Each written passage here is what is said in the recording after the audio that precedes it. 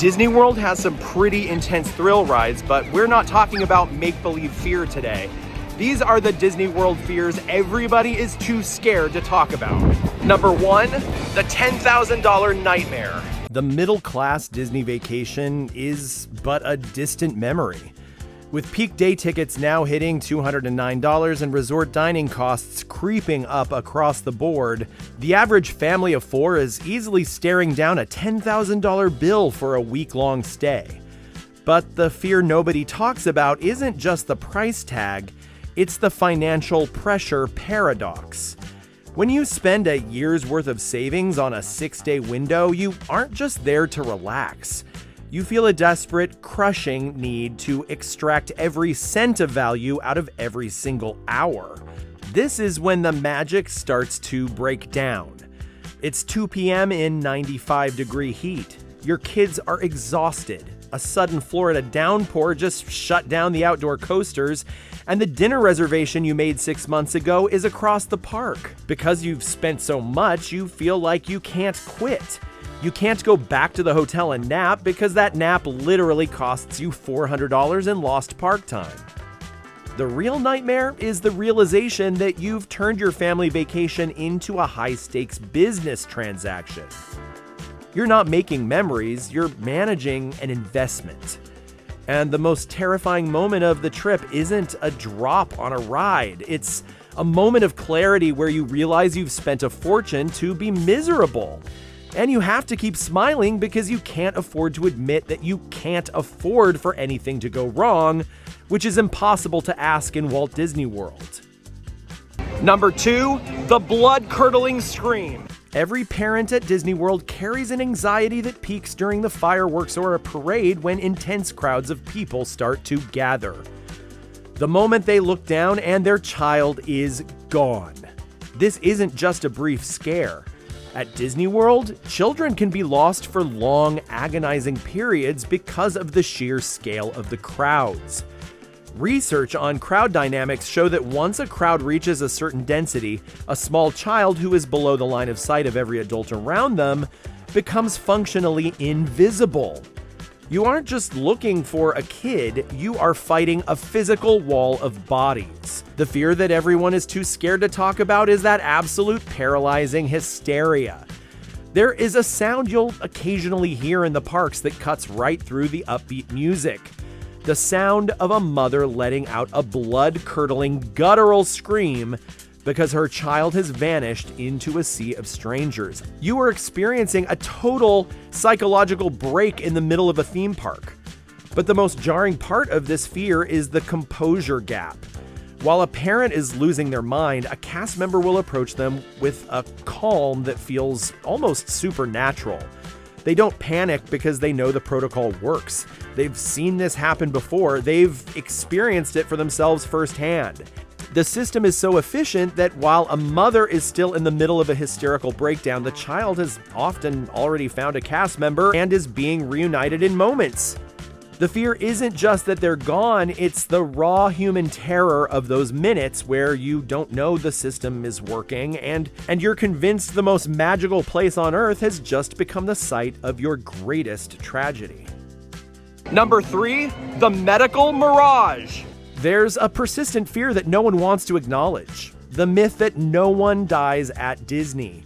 While Disney doesn't have a legal ban on death, the reality is a masterpiece of corporate optics. The fear everyone is too scared to talk about is having a medical crisis in a place where the show, as it's called, as Walt Disney named it, must go on at all costs. Disney's responders, the EMTs and paramedics, are elite, and they don't want to get you backstage to start saving your life. They will administer care right there on stage, but Disney has a psychological tactic to make sure the other 50,000 guests don't notice. This is the medical mirage. You might see a strange sight, like a row of cast members standing shoulder to shoulder in the corner of a store. I saw this firsthand at the Emporium on Main Street. It looked almost fun, like something exciting was about to happen, but they were actually creating a human wall. Behind that line of smiling cast members, an EMT team was working on a guest laying on the ground. The wall is highly effective at shielding a critical issue from view, turning a life-threatening emergency into a non-event for the crowds walking by.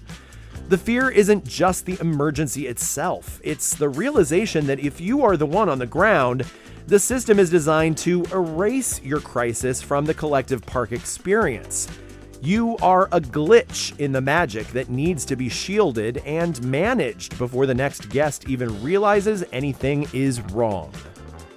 Number 4, the Predator Perimeter. While Disney World markets itself as a sterile, controlled environment, the reality is that Magic Kingdom is in an island in the middle of a prehistoric swamp. The presence of wildlife isn't a failure of the system. It's an unavoidable feature of the Florida landscape that Disney must constantly monitor. On June 14, 2016, the illusion of safety was permanently broken when a 2-year-old boy lost his life due to an alligator attack at Grand Floridian. This was not a hypothetical danger, but a tragic reality that forced a massive shift in how the company manages its perimeter. Today, you see the physical results of that shift everywhere. Miles of stone barriers and reinforced fencing specifically designed to separate guests from the water. Disney also uses pervasive signage to warn you that alligators and snakes are present. And these aren't just legal disclaimers. They are instructions to stay vigilant in an active ecosystem.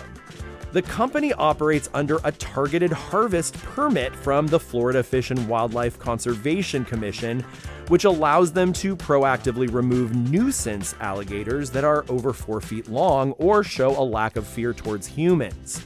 Records show that Disney works with state-contracted trappers to remove and euthanize an average of 1 alligator every single week. It isn't just the water either. In 2026, guest encounters with snakes in high-traffic areas have become a documented part of the Disney experience. One viral report from a cast member at Animal Kingdom detailed a massive snake estimated at 10 feet weaving its way through the legs and strollers of a 200-person line while not a single guest noticed. The reality is that most of these intruders are southern black racers. While their size can be terrifying, they are non-venomous and pose no threat to humans. In fact, they're a vital part of the park's natural maintenance as they actively hunt and control the rodent population that are naturally drawn to the parks. The nightmare isn't that Disney is unsafe, but the informed anxiety of knowing the system is in a constant state of management. You are forced to reconcile your $10,000 vacation with the reality that for all the walls and the warnings, you are still standing in an environment that remains wild and entirely indifferent to the magic. Number 5, are we becoming extinct? The biggest fear at Disney World right now isn't an urban legend. It's the reality that the middle-class vacation is being systematically erased. For decades, a trip to Magic Kingdom was a rite of passage. In 2026, it's become a luxury status symbol. The fear everyone is too scared to talk about is the price-to-value collapse. With single-day peak tier tickets now hitting $209, the base cost of just entering the gate has outpaced inflation by a staggering margin. When you factor in the high cost of the Disney dining plan and the necessity of staying on property just to keep up with the crowd, you are looking at a vacation that requires a level of financial sacrifice that most families can no longer justify. This has created a new documented reality: the aggressive guest. Because the buy-in is so high, the atmosphere in the park has shifted from communal joy to high-stakes competition. You see it in the crowds. People aren't just tired, they are on edge.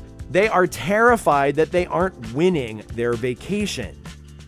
The fear is the realization that Disney World is no longer for everyone. It's for the people who can afford to spend $10,000 and not have it ruin their year. If you aren't in that bracket, you aren't just a guest. You're someone desperately trying to justify a cost that deep down, you know doesn't add up anymore. Number 6, the dark stall. There is a specific primal fear that hits you the second the ride vehicle stops: being trapped in total darkness. While the magic depends on you being unable to see the walls, the reality is that Disney has an immediate, high-tech failsafe for these moments. It's called a light switch. Most dark attractions in the park are equipped with an emergency lighting system designed to be triggered once the ride is stopped and you've been sitting in the dark for a while. You'll experience this most often on the People Mover during its pass through the pitch-black sections of Space Mountain. Let's be real, People Mover stops frequently. You'll be happy to know that if the ride is stalled for anything longer than a few moments, the lights come on almost immediately, even though it interferes with the dark space illusion of Space Mountain. This is the moment the scary part ends and the fascinating part begins. The fear everyone is too scared to talk about isn't actually being in the dark, it's the visual shock of seeing the ride with the lights on. When those industrial fluorescents flash on, the vastness of space vanishes. You're suddenly sitting in a massive steel girder warehouse looking at the catwalks and the proximity of the tracks to your ride vehicle. The fear is replaced by a strange sense of vulnerability. You realize how close you are to the machinery and how much of the thrill was just a clever trick of lighting. You aren't lost in a void, you're sitting in an aging industrial complex waiting for a cast member to give you the thumbs up to move again. Number 7, the transportation trap. Disney's transportation system is marketed as a seamless magic carpet ride from your resort to the park gates.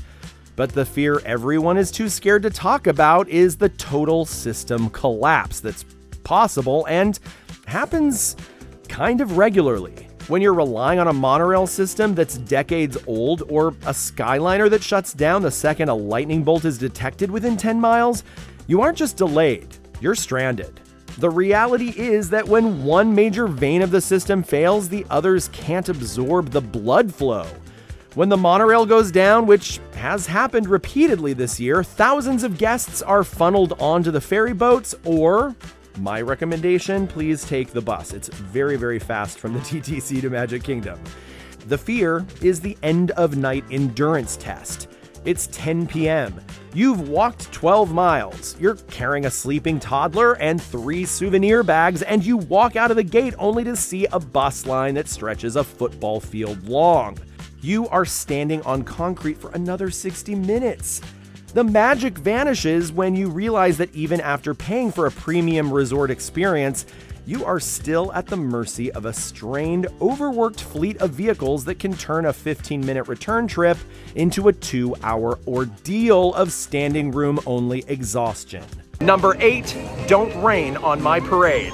We call Florida the Sunshine State, but the fear no one wants to admit is how quickly the weather can turn a $10,000 investment into a complete washout. That's the fear everyone is too scared to talk about. When a severe weather cell hits, Disney doesn't just stop the parade.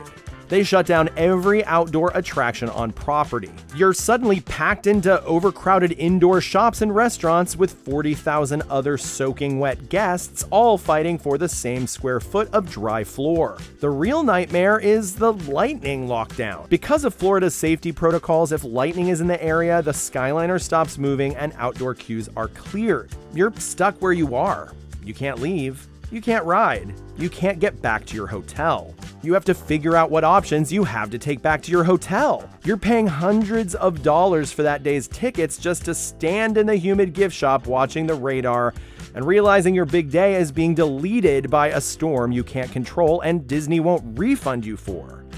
Number 9, RIP phone. In 2026, your phone is no longer a luxury. It is the remote control for your entire life. The fear everyone is too scared to talk about is that terrifying moment at 2 p.m. when you see your battery hit 1% and you realize you have lost total control of your vacation. Because Disney has moved almost every essential function into the My Disney Experience app, a dead phone means that you are effectively locked out of your own trip. You can't check wait times, you can't use mobile order for food, and if you're using Disney's Magic Mobile, you can't even scan into the park or pay for a bottle of water. The fear is digital paralysis. you're standing in a crowd of 50,000 people, unable to communicate with your group or access the schedule you spent months perfecting. You become a ghost in the system. You have the tickets and the reservations, but you have no physical way to prove it. You're forced to abandon your family to hunt for a fuel rod station or a hidden wall outlet, wasting minutes, hours of an expensive day just to get back to the basic ability to navigate the park you paid thousands of dollars to enter. Number 10, the hangover.